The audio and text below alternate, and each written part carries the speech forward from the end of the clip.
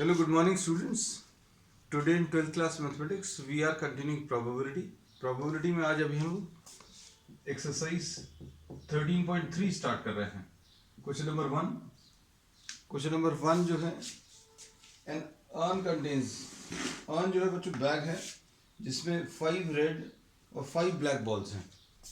There is an urn a bag which contains 5 red and 5 black balls. फिर इसमें इन्होंने क्या बोला, a ball is drawn at random, its color is noted. अब इसमें से 1 ball is drawn. ये देखो अभी हम पूरा क्वेश्चन इस डायग्राम में दिखा देंगे. 1 ball is drawn. There may be 2 options. ये 2 ऑप्शंस क्या हो सकते हैं? जो बॉल ड्रॉ करी है दिस में आइदर बी अ रेड और a black ball. A ball is drawn at random, its colour is noted and is return to the bag. इसका कलर देखा, वापस बैग के अंदर रख दिया. And then moreover 2 additional balls of the colour drawn are put in the bag and then a ball is drawn at random.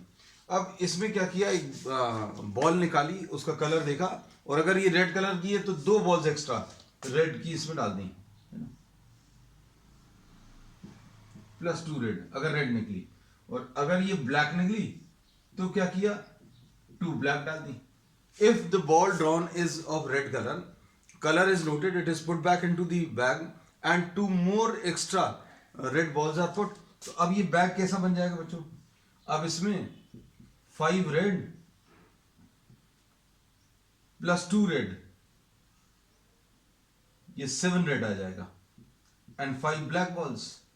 और अगर इसमें से ब्लैक कलर की बॉल निकली तो ब्लैक कलर उसका देखा और इसमें 2 ब्लैक बॉल्स डाल दी, तो मतलब अब ये कितना आ जाएगा, 5 रेड एंड 7 ब्लैक. अब इसमें क्या पूछा है, what is the probability that the second ball drawn is red. Find the probability of getting a red ball. अब इसमें से बॉल निकालिए. अब ये रेड कलर की होनी चाहिए, ऐसा कुछ कहा है. अब रेड कलर की बॉल कैसे निकल सकती है, अच्छे समझना. Probability of drawing a red ball. Question को अच्छे समझो. इसमें जो बैग दिया 5 red and 5 black, 1 ball is drawn, colour is noted. जिस कलर की भी बॉल है उसकी 2 एक्स्ट्रा बॉल्स डाल दी. तो अगर ये रेड कलर की निकली तो 2 बॉल्स और रेड कलर की डाल दी, तो ये 7 रेड 5 ब्लैक हो गया. And if the colour of this is black then what happens, 2 black extra डाल दी तो 5 रेड एंड 7 ब्लैक हो गया. अब probability of drawing a red ball will be probability of drawing either a red ball in the first chance, ये first chance है, and then drawing what, a red ball in the second chance when it is already known that red is drawn from the first. मतलब ये है कि आपने पहले chance में, देखो इसको ऐसा लिख सकते हैं, probability of R1 and R2. आप बॉल्स कैसी ड्रॉ कर सकते हो, पहली रेड बॉल है एंड दूसरी भी रेड बॉल है, और पहली वाली बॉल ब्लैक है एंड दूसरी वाली तो रेड ही निकालनी है. क्यों, प्रॉब्लम में इन्होंने बोला है कि दूसरी वाली बॉल जो निकाली है वो रेड कलर की है, इसकी प्रोबेबिलिटी क्या है. So this is what is to be done, drawing a red from the first and then drawing a red from the second. और it may happen that you are drawing a black from the first chance. पहले chance में आपने black draw किया और फिर उसके बाद second chance में लेकिन रेड निकलना चाहिए. तो अब देखो इसको लिखने का तरीका क्या रहेगा. जब भी आपको ये एंड लगा हुआ है तो बीच में मल्टीप्लिकेशन लगाते हैं, और अगर लगा हुआ तो प्लस साइन लगाते हैं. और इसमें लिखने का तरीका क्या रहेगा, probability of black in the first and probability of drawing red in the second chance, ऐसा लिखें. लेकिन इसमें ये कंडीशन क्या है कि आपने पहली बॉल जो है वो रेड कलर की निकाली. इसमें कंडीशन क्या है कि पहली बॉल आपने जो है ब्लैक कलर की निकाली. बस ये लिखने का तरीका एक बार जरूर सीखना है. अब ये probability of drawing red from the first, पहले चांस में रेड ड्रॉ करने की प्रोबेबिलिटी क्या है, 5/10 रेड आने के चांसेस. अब रेड सेकंड चांस में जब आपने कलर निकाला, बॉल निकाली, वो रेड कलर की थी। अब रेड कलर की थी तो 2 रेड और एक्स्ट्रा डाल दी, तो अब इसमें से रेड निकालने के चांसेस क्या आ जाएंगे? 7/12। फिनिश। बस मेन चीज ये है। प्लस ब्लैक निकालने के चांसेस, अगर आपने इसमें से ब्लैक निकाली तो ब्लैक निकालने के चांसेस क्या आ जाएंगे? 5/10। अब ये ब्लैक कलर की निकली तो 2 ब्लैक एक्स्ट्रा डाली, तो देखो 5 रेड, 5 ब्लैक की जगह 5 रेड, 7 ब्लैक हो गया। लेकिन इसमें से बॉल कौन सी निकालनी है? वो रेड कलर की। फिर कितना आ जाएगा? ये रेड कलर कितने हैं? 5 डिवाइडेड बाय 12। इसमें से रेड, फिर रेड, यहां पर ब्लैक और फिर रेड, ये लिखा हुआ क्लियर, रेड और फिर रेड, यहां पर ब्लैक और फिर रेड। और इसको भी यहां पर लिखा हुआ, पहले रेड और फिर रेड, और you are having black and then red. तो ये आ जाएगा 35/120 प्लस 25/120, तो ये कितना आ जाएगा? 60/120, which will be 1/2. So this is the answer. 13.3 का first question 1/2 is the answer. चलो next question, question number 2. A bag contains 4 red and 4 black balls. Another bag contains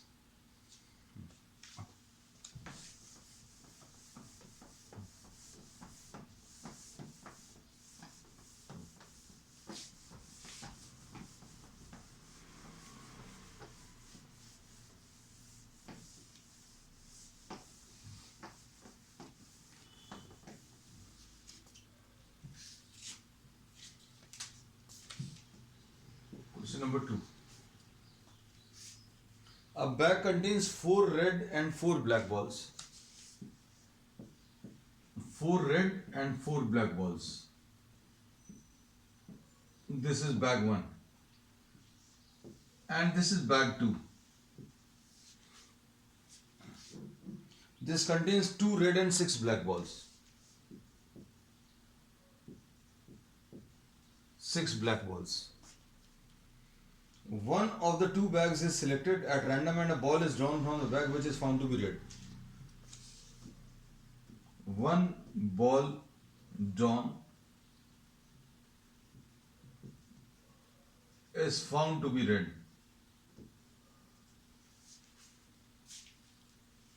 Find the probability that the ball is drawn from the first bag.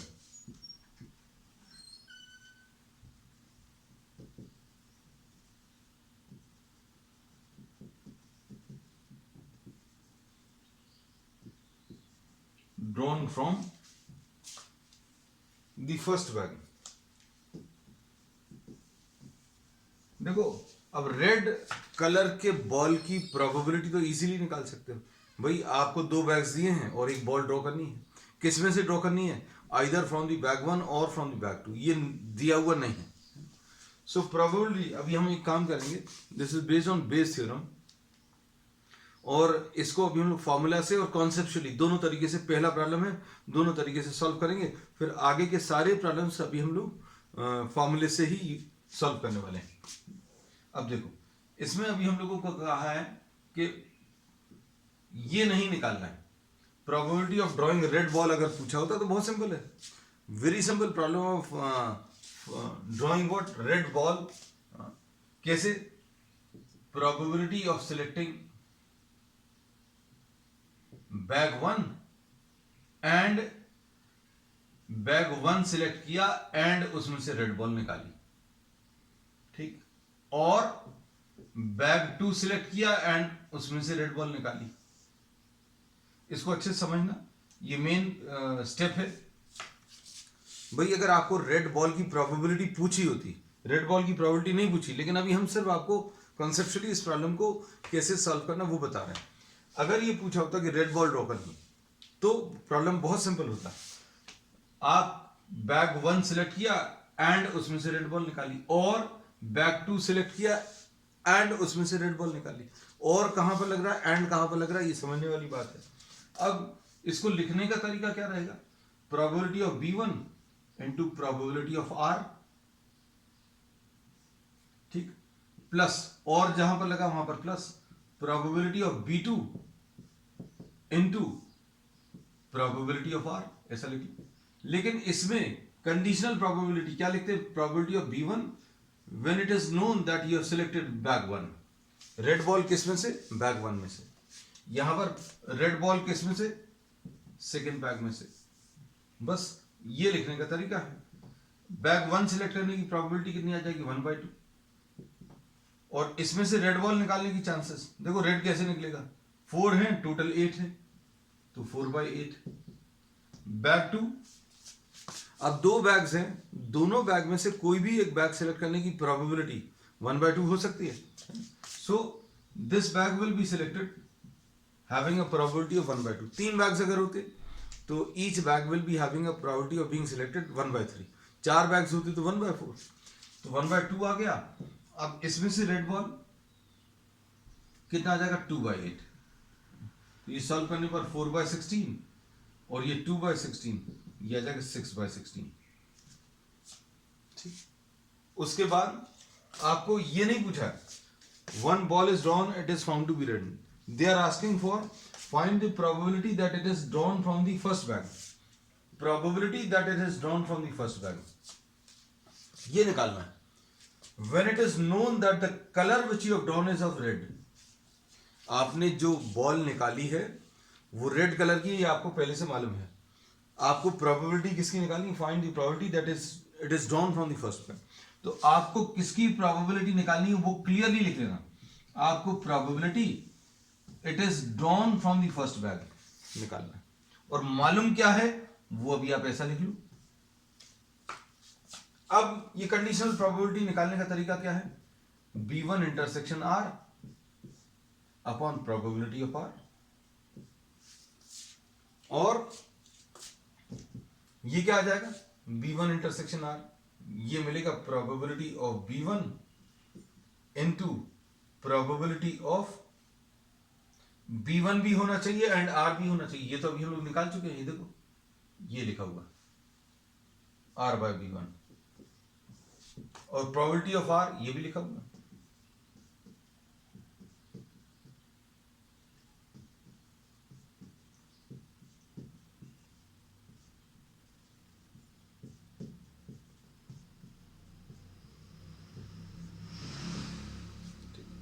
इसमें ये याद रखना, numerator में जो term है वो denominator में तो आना ही आना है। इन्हीं में से ये तो सिर्फ 2 ही बैग्स से, अगर 3 बैग्स होते तो यहाँ पर 3 टर्म्स आते हैं ना, तो इन 3 में से कोई एक रहेगा यहाँ पर। Find the probability that it is drawn from the first bag हो सकता था, या find the probability that it is drawn from the second bag हो सकता था, या अगर 3 बैग्स होते find the probability that it is drawn from the third bag. तो ये फॉर्मूला बनाकर दे दिया है बुक में, जिसको कि अभी हम क्या बेस थ्योरम नाम देते हैं। अब प्रोबेबिलिटी ऑफ ड्राइंग ये मालूम है, फर्स्ट बैग सिलेक्ट करने की probability R/B1, red ball from the first 4/8 upon 1/2 into 4/8 plus 1/2 into 2/8, तो ये कितना आ जाएगा? 4/16 अपॉन 6/16, ये कैंसिल हो जाएगा, आंसर कितना? 2/3 आ जाएगा। सो दिस इज द आंसर। अब क्वेश्चन नंबर 3 देखो।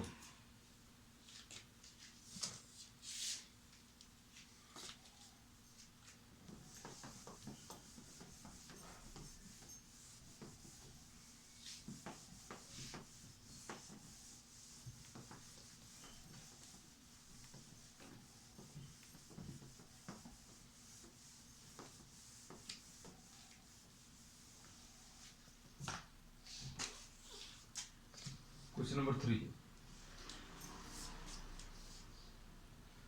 Of the students in a college, it is known that 60% reside in a hostel and 40% are day scholars.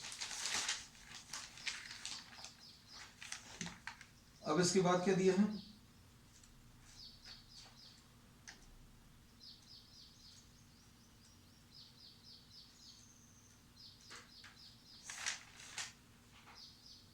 Of the students in a college, it is known that 60% reside in a hostel and 40% are day scholars not residing in the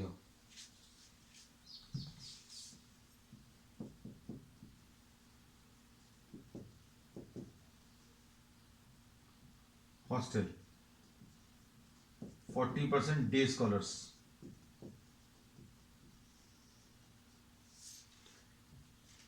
फिर उसके बाद previous year results report that 30% of all the students who reside in the hostel attain A grade and 20% of the day scholar attain A grade in their annual exam. कितने कितने percent है? Grade A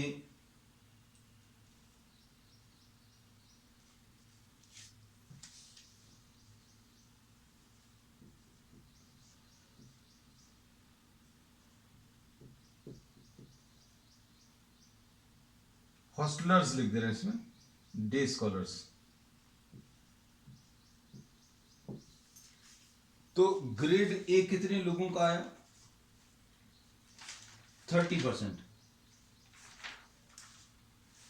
और दूसरा वाला बच्चों 20%.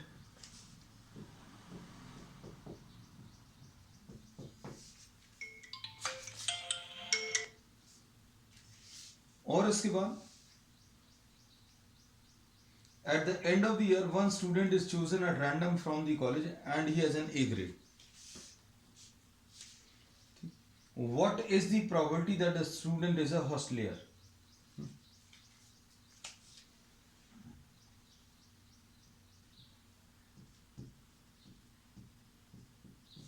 You have to find out that the student is a hostelier. ये आपको probability निकालनी है. तो अब हम लोग इसमें क्या करेंगे? बहुत सिंपल तरीका है. बेस थ्योरम में जो नोटेशंस यूज करते हैं, E1 is suppose the student resides in a hostel.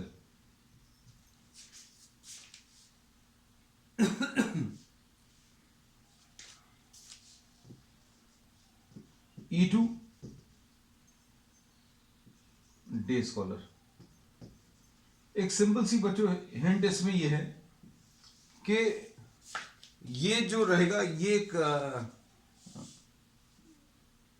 दोनों मिलाकर सैंपल स्पेस आना चाहिए, है ना. जो भी अभी हम लोग कंसिडर कर रहे हैं, मतलब इन दोनों की प्रोबेबिलिटीज मिलाकर 1 आनी चाहिए. E1 और E2 किसको लेते हैं, है ना. इसमें बहुत कंफ्यूजन रहता है, लेकिन हर प्रॉब्लम में ये चीज अभी हम डिस्कस करते जाएंगे. So probability of E1 60 by 100. Probability of E2 ये 40 by 100. And A कोई भी एक इवेंट है, तो यहां पर A इवेंट क्या है? Getting a grade A. Getting a grade A.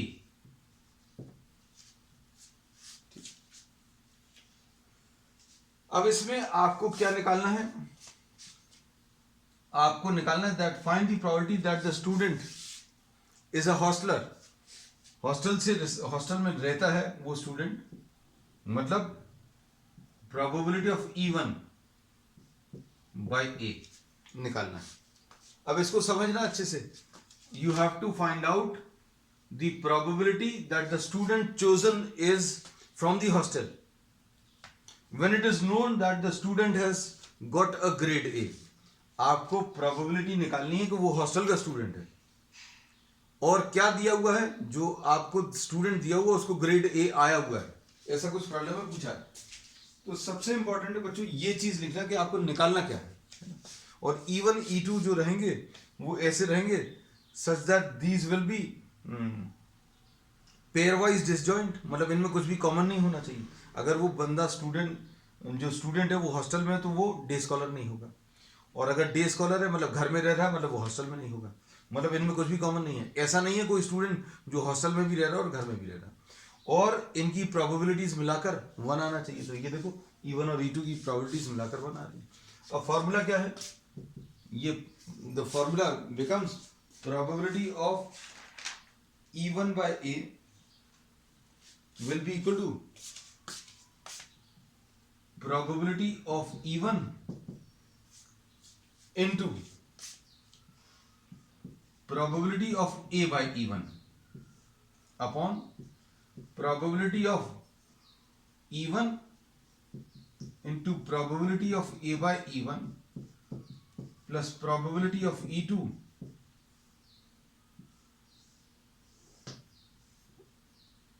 into probability of A by E2। अब देखो A by E1 क्या है, अच्छे समझना ये सारी चीज। प्रोबेबिलिटी ऑफ E1 ये तो लिख लिया, प्रोबेबिलिटी ऑफ E2 ये भी लिख लिया। अब probability of A by E1 ये इसका मतलब समझ में आना चाहिए।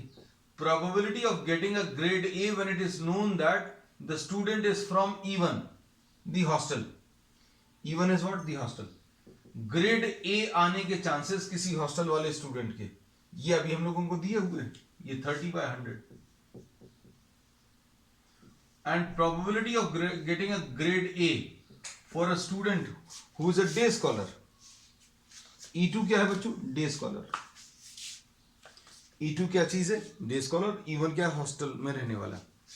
तो probability of getting a grade A when it is known that the student is E2 a day scholar, तो ग्रेड A आने के चांसेस डे स्कॉलर के बच्चे कितना दिया है, 20/100। तो ये अच्छे से समझ लो एक बार।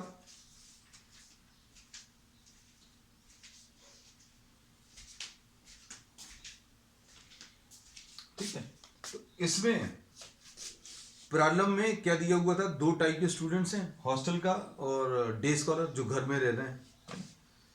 अब जो हॉस्टल में नहीं रह रहे, ऐसा कह सकते हैं। अब इसमें अभी हम लोग क्या बोलेंगे, 60% students are in the hostel and 40% are day scholars. तो ऐसे इवेंट्स जो पेयर वाइज डिसजॉइंट हो और जिनकी प्रोबेबिलिटीज को ऐड करने पर 1 आ जाए, उनको अभी हम लोग E1 और E2 ले लेते हैं। और इसी सैंपल स्पेस से रिलेटेड कोई एक इवेंट दिया रहता है। तो यहां पर एक ए इवेंट दिया हुआ है, getting a grade A. Grade A आने को अभी हम लोगों ने ए इवेंट नाम दे दिया, ग्रेड ए है उसको ए बोल दिया। अब ग्रेड ए हॉस्टल वाले का आए, उसकी प्रोबेबिलिटी 30/100 है। ग्रेड ए डे स्कॉलर की आए, उसकी प्रोबेबिलिटी 20/100 है। तो अब E1 hostel student, E2 day scholar, तो प्रोबेबिलिटी ऑफ E1 और E2 ये 60 और 40/100। और probability of getting a A when the student is from the hostel, grade A when the student is from the hostel 30/100। Probability of getting a grade A when the student is from is a day scholar, तो ये 20/100। अब इसके बाद formula भर लगाना है, बाकी सब कुछ बहुत इजी है। E1 कितना है बच्चों, 60/100। Probability of A by E1, A by E1 30/100 upon ये 60/100 into 30/100 plus probability of E2, E2 यानी कितना है 40/100, probability of A bye E2 ये 20/100। बस बच्चों फिनिश हो गया, 0 भर कैंसिल कर रहे हैं अभी हम लोग, ज्यादा कुछ नहीं। ये 100 नीचे का, ये 100 नीचे का सब कैंसिल हो जाएगा। कितना बचेगा, 18 अपॉन 18 प्लस 8, तो यह आ जाएगा 18/26। 9/13 will be the answer। अब क्वेश्चन नंबर 4 देख लो।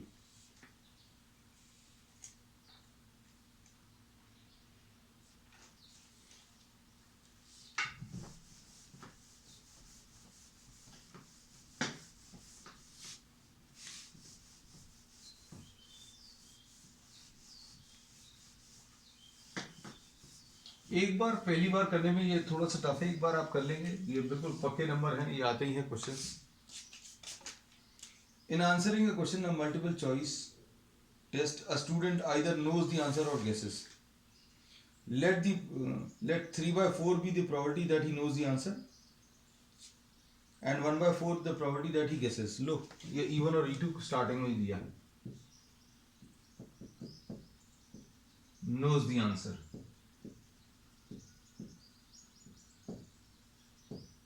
So probability of E1 3/4, E2 guesses. देखो प्रोबेबिलिटी ऑफ E1 और E2 मिलाकर 1 आ रहा है, ठीक है. Knows the answer and guesses कुछ भी कॉमन नहीं होगा. अगर आपको आंसर मालूम है तो गेस करने की जरूरत नहीं, और गेस करना मतलब आपको आंसर मालूम नहीं है ना. तो दोनों में कुछ भी कॉमन नहीं होगा. कोई क्वेश्चन ऐसा नहीं होगा कि आपको गेस करना पड़े अगर आपको आंसर मालूम है, और अगर आंसर मालूम है तो गेस करने की जरूरत नहीं. तो E1 और E2 पता चल गया. अब उसके बाद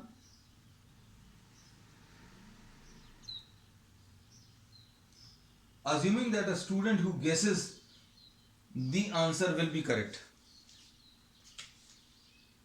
अब इसमें अभी हम लोग क्या कर रहे हैं, R is suppose getting the right answer. R is suppose getting the right answer. What is the probability that the student knows the answer?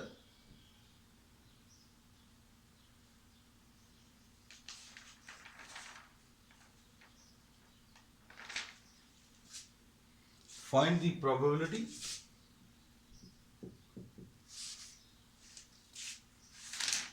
that he knows the answer. He knows the answer given that he has answered it correctly. Right answer या correct answer. ठीक. अब देखो आपको क्या निकालना वो समझ में आना चाहिए. Find the probability that he knows the answer. अब उसने एक क्वेश्चन अटेम्प्ट किया और वो आंसर उसका सही हो गया, है ना. तो अब इसकी प्रोबेबिलिटी निकालनी है कि ही एक्चुअली नोज द आंसर. क्योंकि भाई जैसे मान लीजिए मल्टीपल चॉइस क्वेश्चंस हैं, है ना. क्वेश्चन नंबर 1 आपका सही हो गया. हम जैसे मान लीजिए कॉपी चेक कर रहे हैं, क्वेश्चन नंबर 1 आपका सही हो गया. तो अब इसमें दो चीजें हो सकती हैं कि या तो आपको आंसर मालूम है या गेस किया है. तो हमें क्या निकालना है कि हमें ये प्रोबेबिलिटी निकालनी that you are actually knowing the answer and it is known that the answer is correct. The answer is correct, right. अब इसमें देखो इसको कैसा लिखेंगे, probability of E1 into probability of R by E1. Probability of E1 into probability of R by E1 plus probability of E2 into probability of R by E2.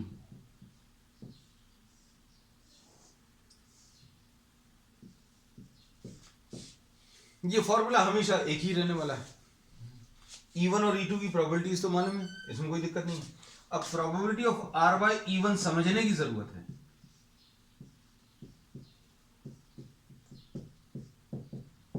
ये थोड़ा सा सोचने की जरूरत है. Probability of getting a right answer, probability of getting a right answer when he actually knows the answer. अब इसको थोड़ा सा सोच कर देखो, आपका आंसर करेक्ट होने के चांसेस क्या होंगे जबकि आपको आंसर मालूम है. भाई वो तो 100% होगा. आंसर अगर आपको मालूम है तो उसके करेक्ट होने के चांसेस क्या होंगे. probability of getting a right answer when you actually know the answer will be 100%. इसमें कोई दिक्कत नहीं है. ये कुछ दिया नहीं है, this is not given in the problem, है ना. देना भी नहीं चाहिए भाई. इसमें थोड़ा सा आपको लॉजिक लगाना है कि probability of getting a right answer when you actually know the answer. E1 is what knows the answer. अब probability of getting a right answer when you are guessing the answer. E2 क्या है, गेसिंग the answer. तो ये problem में दिया हुआ जो स्टूडेंट गेस कर रहा है उसके आंसर के करेक्ट होने के चांसेस 1/4 है. बस इसमें ये दिया ये नहीं दिया, तो कई बच्चों को इस प्रॉब्लम में ये कंफ्यूजन होता है कि ये कहाँ से आ रहा है। तो ये आपको थोड़ा सा सोचना है, probability of getting a right answer और correct answer when you actually know the answer. जब आंसर मालूम है तो करेक्ट हो गई। ठीक, अब देखो वैल्यूज रखनी है बस। E1 कितना है बच्चों, 3/4 into R by E1। R by E1 बच्चों इसमें 1 है upon 3/4 into 1 plus E2। E2 कहाँ है, 1/4 इंटू R बाई E2, ये भी 1/4। ये कितना आ जाएगा, 3/4 अपॉन 3/4 अपॉन ये नीचे कितना आ जाएगा बच्चों, इसको अभी हम लोग क्या कर ले रहे हैं, 16 LCM 12 प्लस 1, तो ये 3/4 इंटू 16/13, 4 4s are sorry। तो 12/13 विल बी द आंसर। तो बच्चों आज के लिए इतना ही। We will continue with the remaining part of the exercise on the next one. That's all for today.